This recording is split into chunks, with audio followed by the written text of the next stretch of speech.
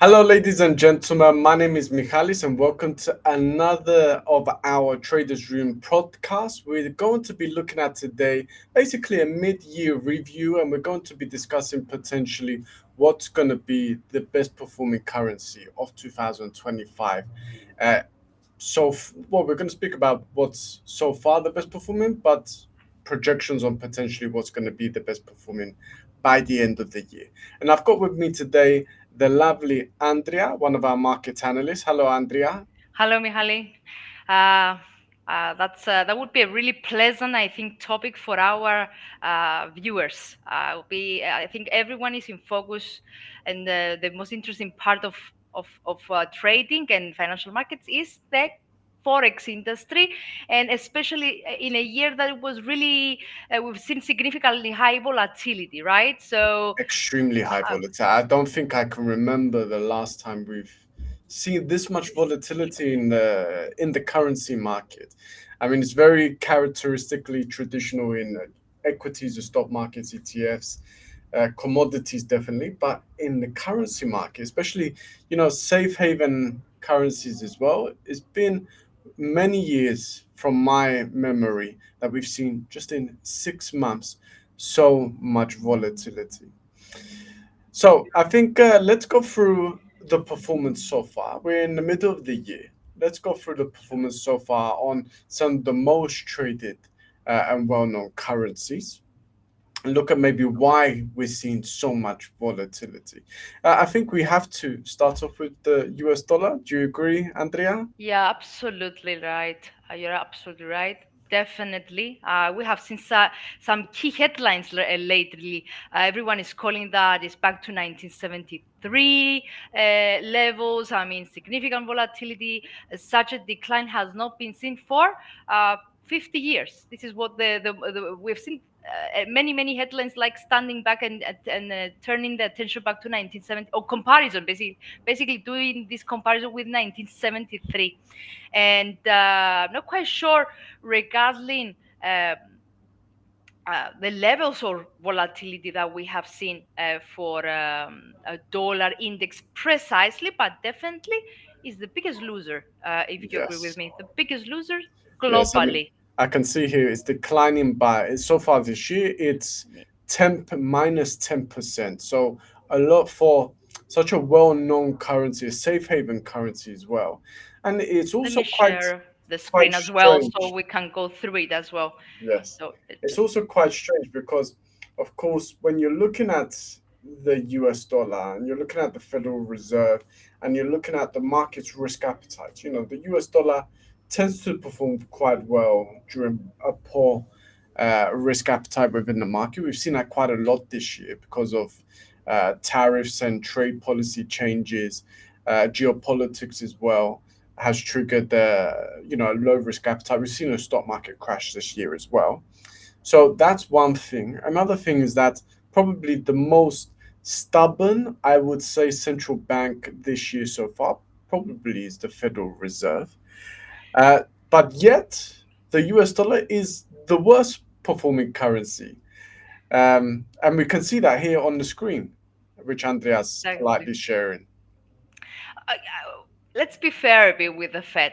Uh, Mr. Trump and all these geopolitical tension that we have seen throughout the year. I'm not referring only to Israel with Iran, but also the situation with Gaza.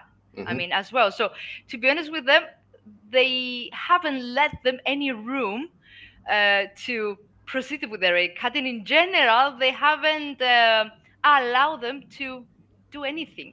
I mean, Yes. there was so much uncertainty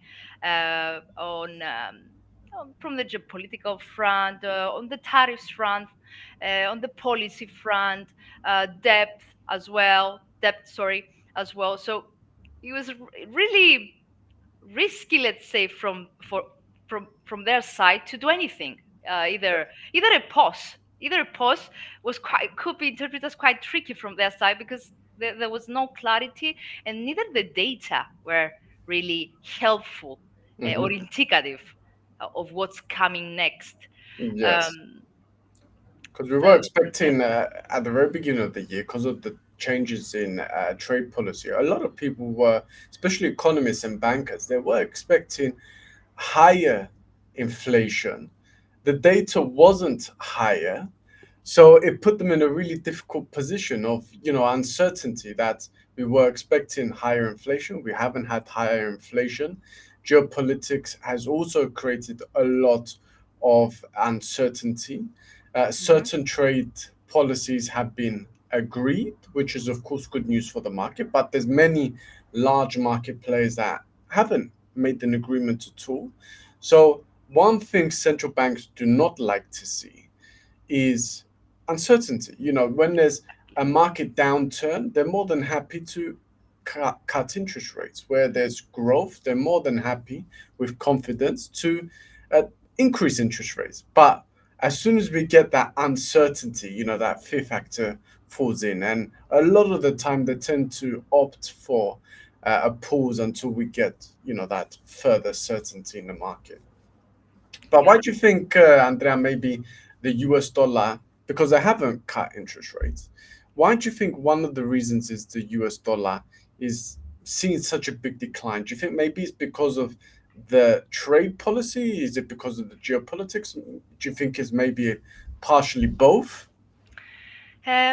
It could be basically okay. As we already as we always say, markets are ahead of themselves, right? They are always ahead of themselves, pricing what it might happen in the future. So when we initially started the at the very beginning of the year, we were seeing some huge numbers regarding, I don't know, 100 points rate cut. And this scenario was changing, and was in detection again and again and again. But a part of these speculations for rate cut have already priced in. Hmm. But other than that, something that yeah, I believe uncertainty is something that didn't really added pressure on the dollar, but more precisely, I believe that it just pushed investors and traders and general market participants to chase the safety of gold. Hmm. To also, they have shifted to the stock markets. We have seen a really a surprisingly good performance for the stock markets, like reverting completely what happened in the first quarter. So I believe that this is more or less uh, okay, definitely correlated with uncertainty, definitely with the tariffs, okay, especially with the tariffs. Uh, but it's also the fact that they have chased safety elsewhere. So Yeah. the well-known dollar as a safe haven couldn't really um, see any demand this Okay. year. So yeah, it was a lot of damage done to the dollar precisely from the trade tension. So yeah. It's interesting you mentioned, even though there's been no rate cuts, a lot of people are pricing in future rate cuts. I mean, the Federal Reserve Chairman uh, in 2026 is going to be replaced. And of course, he's going to be replaced by an individual that's going to be chosen by President Trump. Of course, everybody knows, very well documented, that President Trump is trying to apply as much political pressure on the chairman to cut interest rates. He's not cutting interest rates so far. Um, and really, the pressure is not working because he knows he's going to be replaced very soon. But of course, the new replacement, which is going to be chosen by Trump, is definitely going to follow. He's definitely going to choose somebody that supports his view, and his view is interest rate cuts. So even though there hasn't been many interest rate cuts in 2025 so far, a lot of people, like Andrea said, are pricing in interest rate cuts, which are going to happen in the future. Because if we're not going to get any interest rate cuts in 2025, and then Jerome Powers is replaced by an ultra dovish a new central bank chairman, then of course there's going to be very large and frequent interest rate cuts in order to catch up with what, of course, Trump has been demanding in his term so far. Of course, so that depends a lot on inflation as well, and of course, data dependency, which is very, very uncertain at the moment. You're absolutely right. I was checking, I was trying to find out the historical inflation fluctuations or I mean, the monthly readings to see. And the only thing that I could see, it was like slight improvement and then a pullback, slight pullback. So the same situation holds on also in the employment rate. So Mhm, we had like for three, I was, I had it earlier in front of me. We had for 3 months in the row at the beginning of the year solid jobs releases, then a pullback, something that could be interpreted as a good sign and a thumbs up for the Fed to proceed with the rate cut. But suddenly, the following month, we had another jump. So there was a lot of fluctuations. There were a lot of fluctuations have been seen in the jobs sector, but also inflation, which mhm. clearly started like showing some signs, no significant signs, but some signs um, uh, as an impact from the tariffs that Mr. Trump imposed. So Do you think maybe because of the tariffs, investors may be exposure more to other currencies? Because I mean, the best performing currency this year so far is the euro and the Swiss franc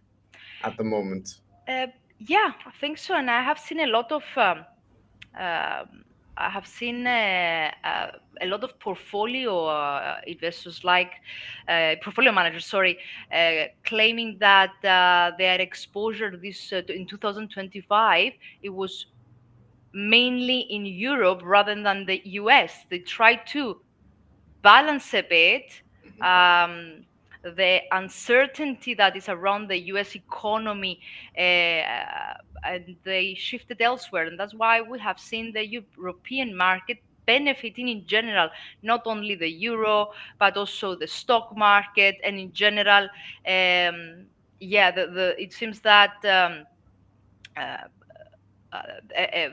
there is yeah the uncertainty led to different markets that this time at least that yeah which usually is not the case. I mean, it's something that we don't see so often. Mhm. It seems that the US is always in focus, it's always the number one. I heard yesterday, I haven't confirmed it, but I heard that 70% um, of the equity sector globally is US. So it's dollarized assets. They're dollarized assets.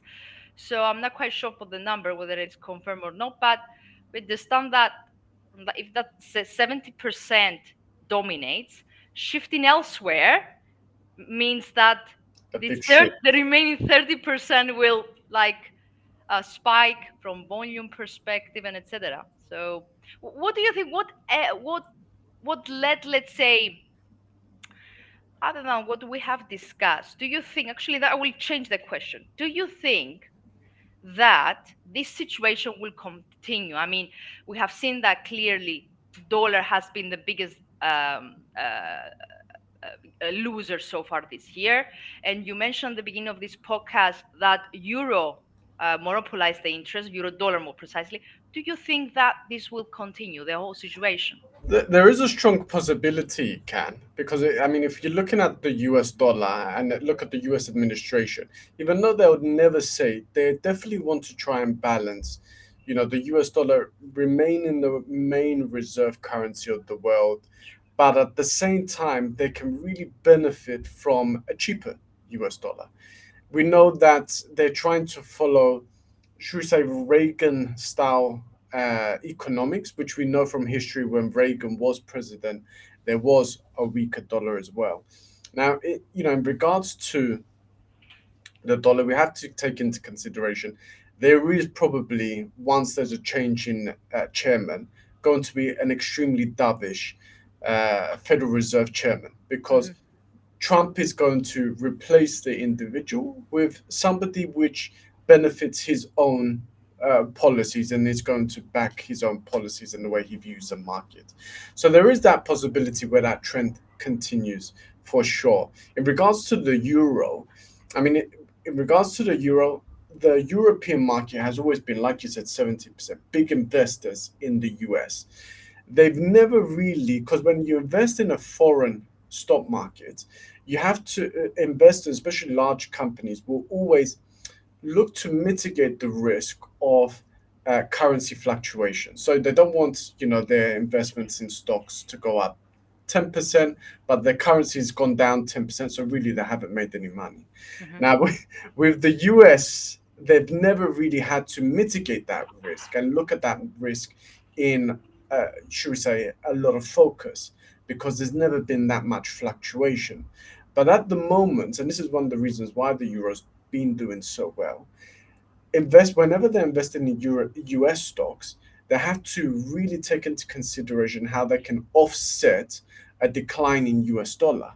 And that's one of the reasons why the euro is performing extremely well. The Swiss franc is performing extremely well as well, because they have to at the same time offset the decline in the US dollar when they're looking at investing in Europe, in US stocks.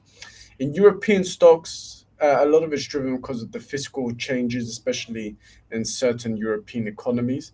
When, of course, there was a lot of pressure from America for the European countries to be able to, should we say, back themselves. We had a lot of fiscal changes in the UK. We had them in France, in Germany, I think was the most reported one. So again, they're the best performing indices in the world at the moment as well. So there's reasons behind it. So because there's reasons behind it, there is of course a strong possibility that that trend can continue. Uh, True. one And thing, sorry, go ahead. and I was just saying because I'm sharing the euro dollar just to see the performance. Okay, this is a weekly one, just for the sake of showing that we are heading back to 2020 territories. But overall, this is the rally that our clients and whoever is watching our podcast should see. Such a nice, smooth rally. There were some fluctuation, some pullbacks, but overall, a nice and clear trend for euro dollar, with some calling for a potential retest of 120 territory, by the way. And if indeed, if the momentum from a technical perspective at least continues, that round number, 000 number, psychological level could indeed be retested. And we're not far away. I mean, the overall No. outlook either. Yeah, sorry, I interrupted you. What I was about to say, what about the Japanese yen? Because it's probably the only currency which is seen as central bank which is increasing interest rates is the Japanese yen and the Bank of Japan. Sure. So, okay, it had a really up to basically April. We have seen gaining significant ground against dollar for sure. I mean, however, the second quarter mainly of the year, we have seen the dollar yen. Uh, I mean, a bit more steady and a bit more sideways, even though the Bank of Japan and Mr. Ueda, more precisely, they were uh, crystal clear regarding the fact that they have officially turned hawkish and they will remain focused, let's say, on not only, I mean, proceed with further rate hikes, but also they clearly stating that they remain focused on uh, scaling back their bond purchases. Hmm. So uh, this is something that should provide further support and further ground to yen against the US dollar. However, what actually I I believe, okay, it's a safe haven as well. Obviously, it should have some kind of an impact from the geopolitical perspective, but I'm not going to discuss anything about the geopolitical side of or how it affected dollar yen. But the what happened over here, I believe, I mean, this steadiness, this sideways movement, this consolidation that we have seen for the last 2 months in a row, I believe it has to do more or less with the fact that the Bank of Japan was not really in a rush to uh, proceed with its next rate hikes during, especially during the summer. Hmm. I'm not quite sure. He was on stage, I think, yes, last night in Sintra, but I haven't seen anything surprising from him. I haven't seen um, anything out of the ordinary. They were all of them were in line. I mean, they were Mm. all of them like highlighted wait and see stance. So the lack of rush, let's say, for proceeding with more rate hikes, even though Japanese economy was the only one that could had the room to actually proceed with rate hikes, is what it led to this disappointment, I would say, from Mhm. disappointment from market participants, and it led eventually to a more of a sideways movement as a lack of, in the form of a lack of volatility. This is what how I interpret things. I might be wrong. Because it Uh, was the best performing currency, probably from looking at your charts yeah, up to April. And then it kind of started to get drop off, got replaced by the euro, the Swiss franc. Do you yeah. think maybe it has the potential to top the chart again when they start cutting interest, if they start cutting interest rates? Or do you think it's not got enough momentum at the moment? Sorry, can you repeat? Are you referring to the, I mean, for the The following month or in in general? 2025 so far. So, like when the Bank of Japan starts to hike Hi, interest rates, not cut interest rates, apologies, to hike interest rates again, do you think that momentum will rebuild? yes, I believe we should get some momentum back because it's something that is not really we don't see so often. The Bank of Japan having such a dovish, sorry, a hawkish approach. I mean, it's I don't remember the last time. It's more than a decade, right? More than a decade, for sure. So It's been about as 17 years on the top of my 17, 18 years, I believe. yeah, you're right. It's way more than a Something decade. So I believe yen could, let's say, shine uh, as soon as we have confirmation from or some, at least some hints, some signals that they are ready and they will proceed. As long as they present this wait and see stance, the no rush to hike rates, then the asset will remain unchanged. It will continue this ranging market. But as soon as we have even a tiny sign that they are nearly there, I think it will gain some ground, and then we could see resumption of this the 2025 downtrend, which could actually, other than uh, the key support that can be seen at 139.50, which is an area that is has not been broken since summer 2023, so 2 years. So you understand that there is plenty of room to the downside, and especially we see these 2 years bottom breaking, that could be like it could lead to a free fall eventually. hmm But okay, as long as we don't have clarity, obviously this is a scenario that we cannot. it Uh, may be fueled if the Fed start cutting interest rates at the same time as well. that's the tricky part as well. We could see a serious, let's say, test of. We need to see a serious test of 140, but yeah, it's also the timing. Hmm. How much the when basically the Fed will cut rates, when the Bank of Japan will hike rates, and how aggressive each one of them will be. Could potentially be, Uh, yeah. yeah, so it's all about timing, and it's all about how aggressive they will be. So very, let's say, there's a lot of uncertainty in the medium term. I'm not going to say in the long term, but at least in the medium term. a lot of these central banks, and we saw it temporarily with oil. They've been advising higher inflation Hmm. rates. Okay, oil, fair enough. It didn't maintain a higher price. It quickly corrected after the ceasefire, which we Hmm. saw. Do you think maybe though inflation will increase? Do you maybe think they've misjudged that? Do you think maybe it's just a delayed effect, and they're just waiting for that inflation to kick in? I don't think that we're gonna see significant impact yet on the inflation from the tariffs.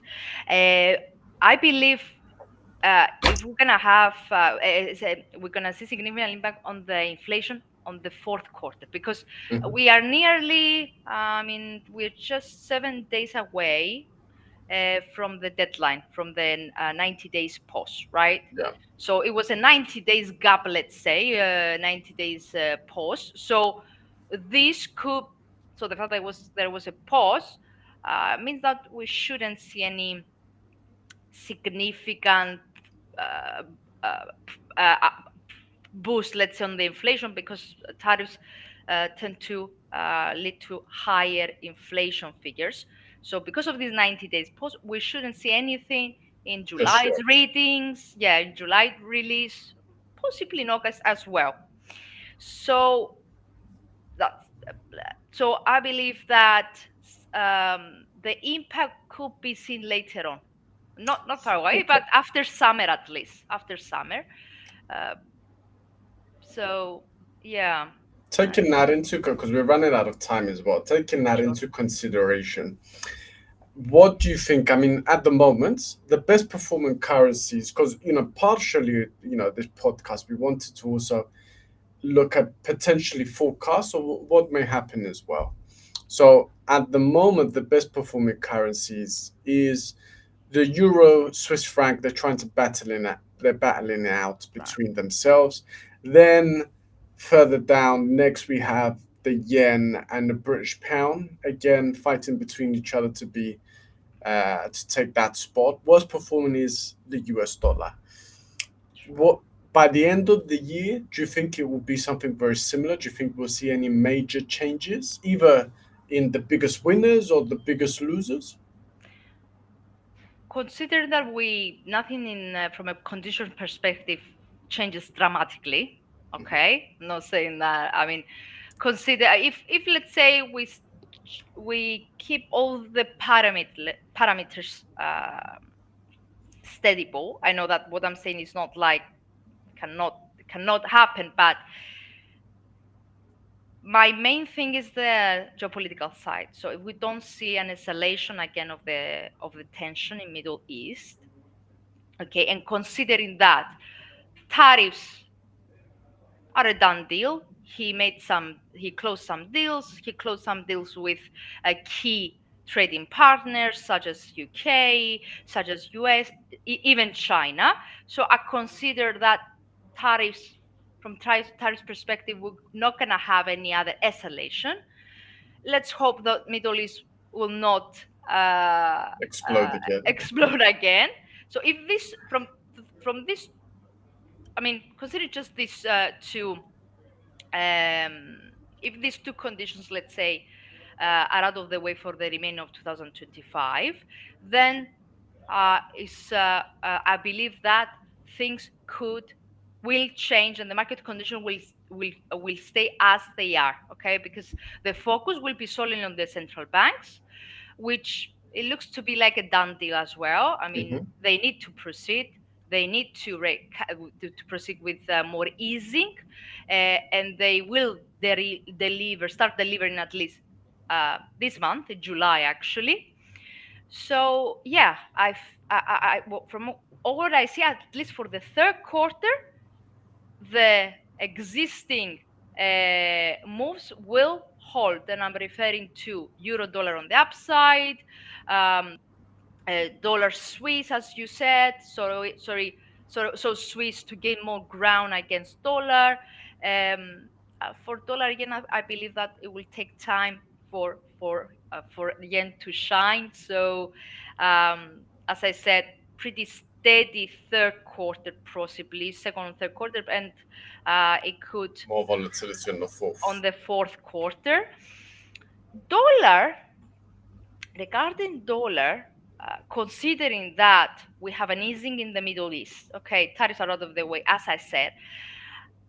uh, I'm I'm wondering whether there is any room on the, further on the downside, or whether we're gonna have a more of a steadiness on dollar. I mean, So no up room then for the yeah, dollar. I feel that the damage was already done. I mean, there is the what else could happen? The dollar was the damage was already done. I mean, um, Do you think it will be the worst performing currency of the year by the end of the year?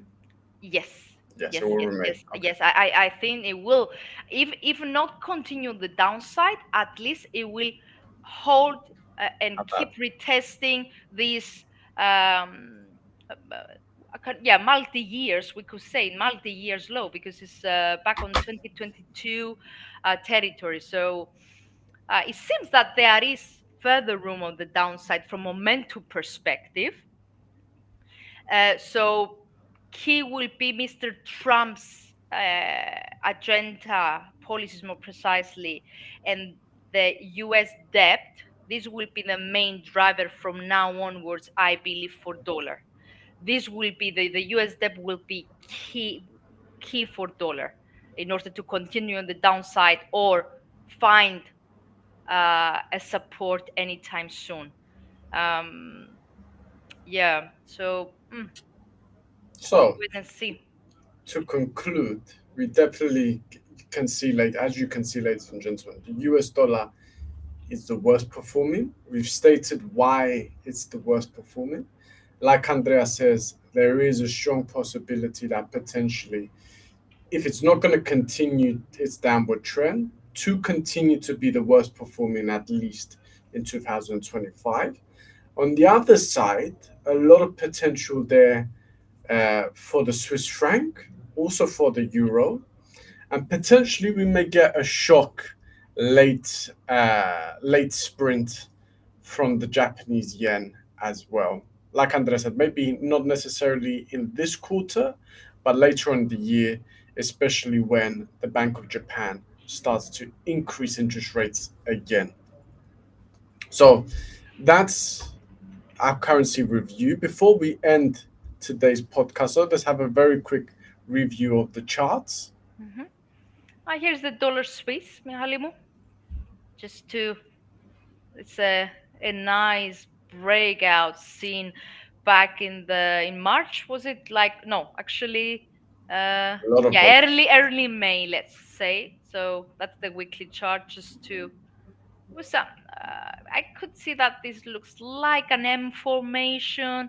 We can see, though, regardless of the candlestick pattern formation, we can see that momentum. Actually, our heads are in front. Let me change our our how we look, how our template. So yeah, so we can see that momentum, it's like it's increasing on the bearish side, and that there is further room, as we can see from the RSI over here, to the downside. But also the candles, just solidly poor, nice price action. um, we can see big candles breaking previous swing highs and lows. So it seems that there is still um, a demand, let's say, for Swiss. Great. So So there's a lot of volatility there, ladies and gentlemen, for us to look at. So we've had a very interesting 6 months, unique 6 months in the currency market. It looks like we're going to get another interesting 6 months for the rest of the year. Let's see, of course, if our forecasts do indeed materialize and deem to be accurate. Uh, Last thing I'd like to do is thank Andrea for joining today's podcast and for her amazing insight. But my pleasure, my pleasure. ladies and gentlemen, that's all we have for you today. Enjoy the rest of your day, and we'll catch you soon on our next podcast. Take Goodbye. care. Take care, everyone.